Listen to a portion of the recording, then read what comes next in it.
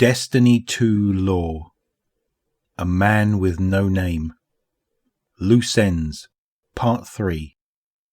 It wasn't much warmer inside, though Felwinter's ghost had lit the fireplace for Wu.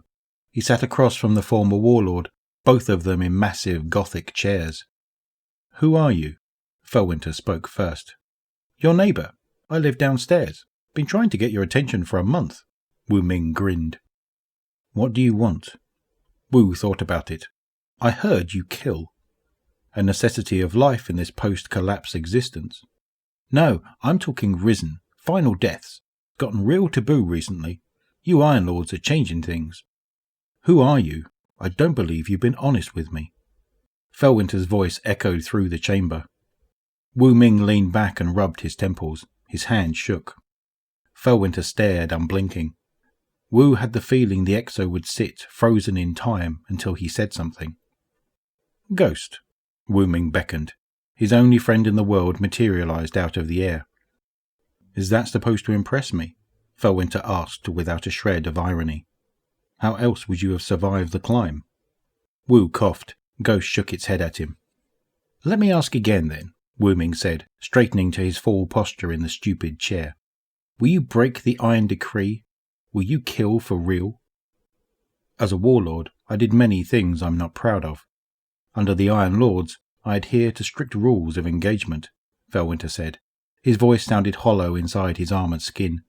"Ghosts are not valid targets." "I heard you care very much about right and wrong, and the delivery of justice to those who deserve it." Felwinter's eyes glowed brighter. "I can't think of a more human act," he said after a moment's pause.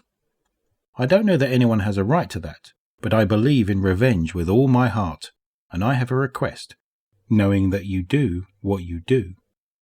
Felwinter tapped his chin. "What are you asking me?" Wu Ming told him a story about a long-forgotten town far away called Eton, early in the age of Iron Lords. A lord called Dryden had brought food for the town's starving people, but in return asked to use them as bait to bring a local warlord into position for an ambush. This, Wu had learned, went against the codes set out by Lord Radagast, the founder of the Order. Dryden had broke the rule of involving lightless individuals in Iron Lord business, because it was those people the Lords had unified to protect. The town had agreed, of course. What choice did it have? But the ambush had gone horribly wrong. The warlord target had brought a whole fire team to the fight. Eton's erasure was utter and complete. Though Wu later learned that Dryden won the battle, he lost every lord under his command, ghosts and all, and he committed the additional sin of inflicting final deaths on the warlords he defeated in an act of bloodlust and rage.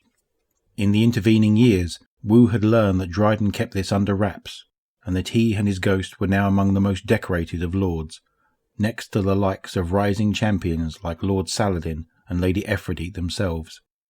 Felwinter sat frozen in his chair. It was difficult to tell if he had registered any of what Wu Ming had said. "How do I know you're not lying?" his hollow voice finally asked. "I have live recordings," Wu replied. His ghost transmitted a data stream to Felwinter's ghost, who nodded. "Eton, who were those people to you?" "Nothing, just ghosts." "You want revenge for people you care nothing about. Is the Dark Horse of Iron for hire?" Felwinter nodded and politely motioned for Wu Ming to take his leave. Wu sighed, shrugged, and left the chamber.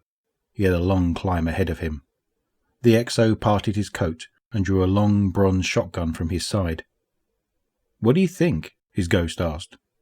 "Call Lord Dryden. Prepare my Iron Banner arsenal."